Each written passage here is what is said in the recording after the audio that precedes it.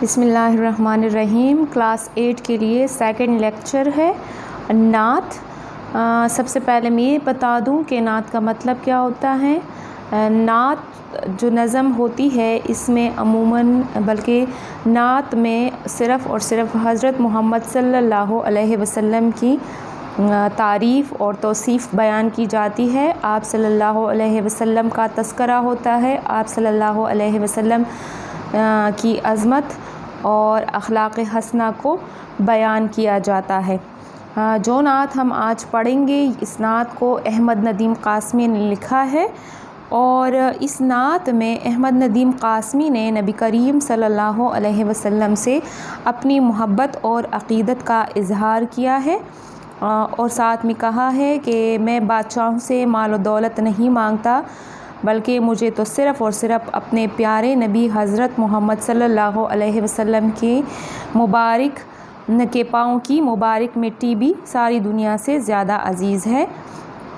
اور ساتھ میں شاعر نے یہ بھی کہا ہے کہ آپ صلی اللہ علیہ وسلم کا سایہ رحمت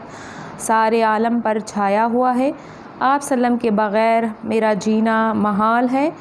اور اللہ تعالیٰ نے کافروں کے نہ چاہنے کے باوجود نبی دو عالم کو دنیا میں بیچ کر ایمان کی روشنی کو پہلا دیا۔ شاعر اس نعت میں حضور صلی اللہ علیہ وسلم سے التجا بھی کرتا ہے کہ وہ خدا تعالیٰ کے حضور میں دعا فرمائے کہ اللہ تعالیٰ مسلمانوں کے قبلہ اول مسجد اقصیٰ کو یہودیوں کے قبضے سے آزاد کر دیں۔ اب ہم اپنے اصل ٹاپک اصل موضوع پر آتے ہیں۔ پہلا شعر اور پھر اس کی تشریح میں آپ کو ساتھ ساتھ ایکسپلین کرتی جا رہی ہوں۔ پہلا شعر ہے: کچھ نہیں مانگتا شاہوں سے یہ شیدا تیرا، اس کی دولت ہے فقط نقش پا تیرا، نقش کف پا تیرا۔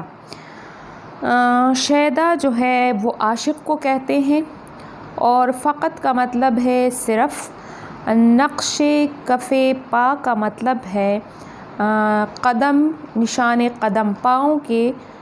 قدم کے نشان۔ اس پہلے شعر میں شاعر احمد ندیم قاسمی فرماتے ہیں کہ اگر میرا تعلق نبی دو عالم صلی اللہ علیہ وسلم کے پیر مبارک کے خاک سے بھی ہو جائے تو میرے لیے یہ پوری دنیا سے بہتر ہے، اور اس کے بعد میں بادشاہوں کے خزانوں سے کچھ نہیں مانگوں گا، کیونکہ میرا تعلق ایک ایسے در سے جڑ چکا ہے میرا تعلق ایک ایسے در سے جڑ چکا ہے، میرا تعلق ایک ایسے در سے بن چکا ہے جہاں انسان کی خواہشات باقی نہیں رہتی۔ دوسرا شعر ہے: پورے قد سے جو کڑا ہوں تو یہ تیرا ہے کرم، مجھ کو جھکنے نہیں دیتا ہے سہارا تیرا۔ پورے قد سے مطلب کہ صحیح طریقے سے میں اگر اپنے پیروں پہ کڑا ہوں، تو اس شعر میں شاعر کہتا ہے کہ نبی کریم صلی اللہ علیہ وآلہ وسلم سے رشتہ جوڑنے پر شاعر جو ہے وہ خود کو اتنا خوش قسمت سمجھتا ہے کہ اسے اب کوئی ایسی خواہش محسوس نہیں ہو رہی کہ کسی کی طرف سہارا ڈھونڈنے کی اس کو ضرورت رہے، یا پھر اسے کسی سہارے کی ضرورت پڑے۔ اور شاعر کہتا ہے کہ یہ جو شان و شوکت اسے ملی ہے تو یہ صرف اور صرف حضور صلی اللہ علیہ وسلم کے صدقے سے ہے۔ جیسے ہر نبی نے نبی ہوتے ہوئے بھی حضور صلی اللہ علیہ وسلم کی امت میں شامل ہونے کی خواہش ظاہر کی تھی، تو شاعر یہ اپنے لیے خوش قسمتی سمجھتا ہے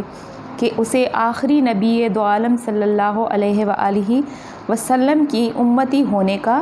شرف حاصل ہوا۔ اور شاعر کہتا ہے کہ اب اسے جب یہ سہارا، جب آقائے دو عالم کا سہارا ملا ہے، تو اب اسے کسی اور کے آگے جھکنے کی ضرورت نہیں ہے۔ اگلا شعر ہے: لوگ کہتے ہیں کہ سایہ تیرے پیکر کا نہ تھا، میں تو کہتا ہوں جہاں بر پہ ہے سایہ تیرا۔ اچھا، سایہ جو ہے وہ سائے کو کہتے ہیں، مطلب جب ہم چلتے ہیں یا ہمارے ساتھ کوئی چیز ہوتی ہے تو اس کا جو دوسرا عکس آتا ہے تو وہ سایہ ہے، اور پیکر جو ہے وہ جسم کو کہتے ہیں، مطلب کہ ہمارا جو جسم ہوتا ہے۔ تو شاعر نے اس شعر میں ایک بہت بڑی حقیقت کو بیان کیا ہے، اور شاعر کہتے ہیں کہ میں نے سنا ہے کہ نبی کریم صلی اللہ علیہ وآلہ وسلم کے جسم مبارک کا سایہ نہیں تھا، لیکن شاعر کہتا ہے کہ میرے خیال میں دنیا جہان پر میرے نبی کا سایہ شفقت موجود ہے، جس کی بدولت ہی یہ دنیا خوش و خرم اور آباد ہے اور تا قیامت آباد رہے گی۔ یعنی کہ نبی کریم صلی اللہ علیہ وسلم کے جسم مبارک کا بظاہر سایہ نہیں تھا، لیکن ان کی رحمتوں کا، ان کی برکتوں کا سایہ پورے دنیا پر قائم ہے، اور اسی کی برکت سے یہ دنیا قائم و دائم ہے۔ تو شاعر کہتا ہے کہ اگر جو بھی بندہ اس نبی صلی اللہ علیہ وسلم کا ہوا، یعنی جس نے بھی نبی کریم صلی اللہ علیہ وسلم سے دل لگا لیا، ان کے راستے پہ چل گیا، ان کے راستے کو اختیار کیا، تو وہ حقیقت میں اللہ کے قریب ہو گیا۔ اگلا شعر ہے، دستگیری میری تنہائی میں تو نے ہی تو کی، میں تو مر جاتا اگر ساتھ نہ ہوتا تیرا۔ دستگیری کا مطلب ہے مدد کرنا، اور تنہائی اکیلا ہو جانا، اکیلے پڑ جانا۔ تو اس شعر میں شاعر کہتا ہے کہ جب میں تنہائی میں تھا، جب میرے ساتھ کوئی نہ تھا، جب میں اکیلا تھا، بے بس تھا، تو بے سہارا اور ناتواں جب تھا میں، تو میرا کوئی پوچھنے والا نہ تھا۔ میں نے در در کی ٹھوکریں کھائی، دھوکے کھائے لوگوں سے، لیکن کوئی نہ تھا جو مجھے سہارا دیتا، جو میرا غمگسار بنتا، جو میرا غمخوار بنتا۔ اگر میرا تعلق آپ صلی اللہ علیہ وسلم سے نہ ہوتا تو میں تو تباہ و برباد ہو جاتا۔ میرا وجود تو جو کچھ بھی ہے وہ صرف اور صرف ذات اقدس آقائے دو عالم کی وجہ سے ہے۔ اگلا شعر ہے، اب بھی ظلمات فروشوں کو گلہ ہے تجھ سے، رات باقی تھی کہ سورج نکل آیا تیرا۔ اچھا، ظلمات فروش مطلب کہ جہالت پھیلانے والے، جہالت کے اندھیرے پھیلانے والے، اللہ کے منکر، اور گلہ جو ہے وہ شکوے کو کہتے ہیں۔ رات باقی تھی مطلب کہ ابھی اندھیرے تھے، کہ ایسے میں اللہ نے کرم دکھایا اور سورج نکل آیا، مطلب کہ آقائے دو جہاں تشریف لائے۔ اس شعر میں احمد ندیم قاسمی فرماتے ہیں کہ مشرکین مکہ جو تھے وہ گلے شکوے کر رہے تھے، ان کے گلے شکووں کا ذکر اصل میں اس شعر میں کیا گیا ہے کہ اللہ دنیا میں، کہ اے اللہ، اس دنیا میں ظلم کا بازار گرم تھا، جہالت کے اندھیرے چھائے ہوئے تھے، ہر طرف ظلم اور بربریت کا راج تھا، لیکن اللہ کے فضل و کرم سے آپ صلی اللہ علیہ وسلم کا ظہور ہوا، اور آپ صلی اللہ علیہ وسلم کی آمد کے بعد دنیا سے جہالت کے اندھیروں کا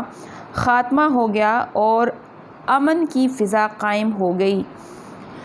لیکن مشرکین مکہ جو کہ منکر تھے، جن کو اللہ تعالیٰ نے ہدایت نصیب نہیں کی، تو وہ اس عظیم نعمت کی ناشکری کرتے رہے۔ ایک بار اور بھی یثرب سے فلسطین میں آ، راستہ دیکھتی ہے مسجد اقصیٰ تیرا۔ یثرب مدینہ منورہ کا پرانا نام ہے، اور مسجد اقصیٰ جو ہے وہ بیت المقدس کی مسجد جو کہ مسلمانوں کا قبلہ اول تھا،